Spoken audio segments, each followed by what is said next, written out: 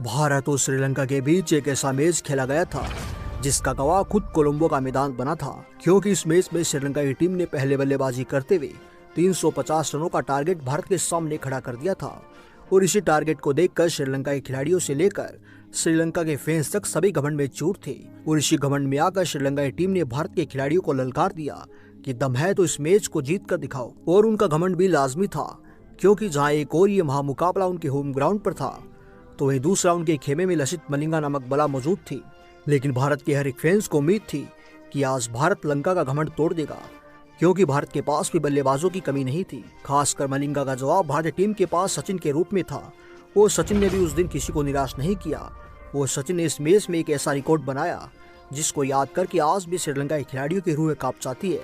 तो आइए इस कहानी को शुरू से शुरू करते हैं। ये कहानी है साल 2009 की, जहां भारत और श्रीलंका का आमना सामना श्रीलंका की धरती पर हुआ था। और इस मुकाबले को देखने के लिए कोलंबो का पूरा मैदान दर्शकों से खचाखच भरा हुआ था। खैर, मुकाबला शुरू होता है। वो श्रीलंका के कप्तान ने टॉस जीतकर पहले बल्लेबाजी करने का फैसला किया और भारत को गेंदबाजी करने को आमंत्रित किया। लंका के कप्तान का यह फैसला एकदम सटीक साबित हुआ, क्योंकि लंका ने अपना पहला विकेट 64 के स्कोर पर दिलशान के रूप में गंवाया था। और दिलशान ने मात्र 29 गेंदों पर 42 रनों की पारी खेलकर अपनी टीम को एक तूफानी शुरुआत दिला दी थी। लेकिन जयसूर्या अभी भी मैदान पर मौजूद थे, जो काफी तूफानी अंदाज में बल्लेबाजी कर रहे थे। तो वहीं संगकारा ने भी भारत के गेंदबाजों की पिटाई करने में कोई भी कसर नहीं छोड़ी थी। और अंत में आकर थिलाना ने 66 रनों की एक शानदार पारी खेलकर अपनी टीम को एक लाजवाब फिनिशिंग टच दिला दी थी, जिसके चलते श्रीलंका ने 50 ओवरों की समाप्ति तक 350 रनों का एक विशाल टारगेट भारत के सामने खड़ा कर दिया था। और इस लक्ष्य को हासिल करना भारत के लिए आसान नहीं था, लेकिन सचिन, विराट, द्रविड़ और युवराज के रहते हुए इतना मुश्किल भी नहीं था। लेकिन फिर भी श्रीलंका के सभी खिलाड़ी अपने घमंड में चूर होकर भारत के खिलाड़ियों को ललकार रहे थे। और मलिंगा का घमंड तो सातवें आसमान पर था। और मलिंगा का घमंड भी लाजमी था, क्योंकि उस समय मलिंगा का खौफ हर एक बल्लेबाज के दिल में था। खैर, भारत की ओर से लक्ष्य का पीछा करने के लिए सचिन और द्रविड़ की जोड़ी मैदान पर आती है। और द्रविड़ ने पारी की पहली गेंद पर एक शानदार शॉट लगाया, जो लंका के फील्डरों को चीरते हुए सीधा सीमा रेखा के बाहर पहुंच गया। और एक शानदार चौके के साथ द्रविड़ ने अपनी पारी का आगाज किया। लेकिन टारगेट काफी बड़ा था, इसीलिए सचिन ने भी लॉन्ग ऑफ की ओर चौका लगाकर अपनी पारी का आगाज भी एक शानदार चौके के साथ किया। अब इन दोनों ही बल्लेबाजों का बल्ला लंका के गेंदबाजों पर जमकर बरस रहा था, और दोनों ही बल्लेबाज जमकर उनकी पिटाई कर रहे थे और भारत के स्कोर को तेजी से आगे बढ़ा रहे थे। और जो घमंड लंका के गेंदबाजों के सर चढ़कर बोल रहा था, उसे जमीन पर लाने की कोशिश कर रहे थे। और मलिंगा यह सब देख रहा था। फिर आता है वो समय जब मलिंगा गेंदबाजी करने के लिए आता है, वो जिसका सामना करने के लिए सचिन पूरी तरह से तैयार खड़े थे। और मलिंगा ने आते ही सचिन के ऊपर रफ्तार भरी गेंदों को दागना शुरू कर दिया।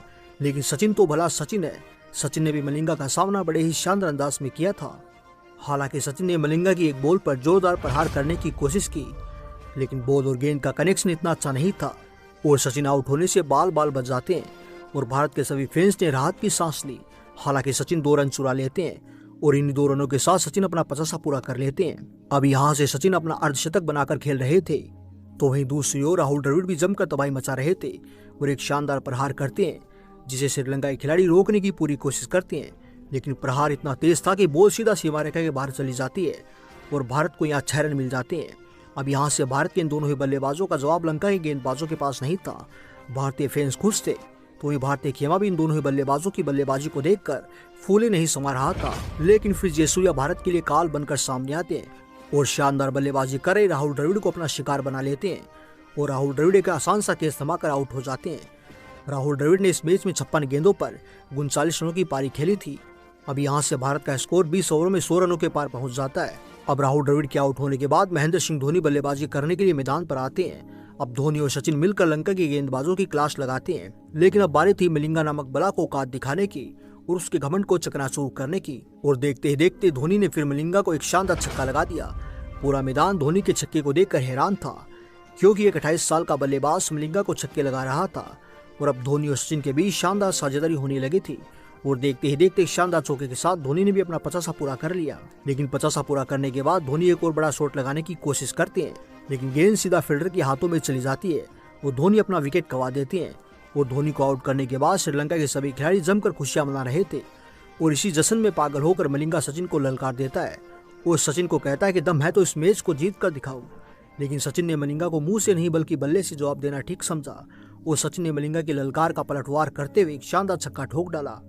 और सचिन जिस अंदाज में बल्लेबाजी कर रहे थे उसे देखकर लगने लगा था कि सचिन मलिंगा को यह बता रहे थे कि तुमने आज एक सोते हुए शेर को जगा दिया है।